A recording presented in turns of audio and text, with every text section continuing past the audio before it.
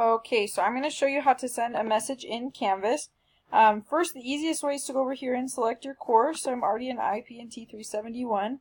And then to actually compose the message, you go here to the Compose a New Message button. It's got a pencil, so it's really easy to identify.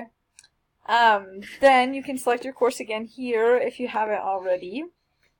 Then you want to select your recipient. So this is where you put the recipient. You could type it in, but it's also really easy to use the address book here.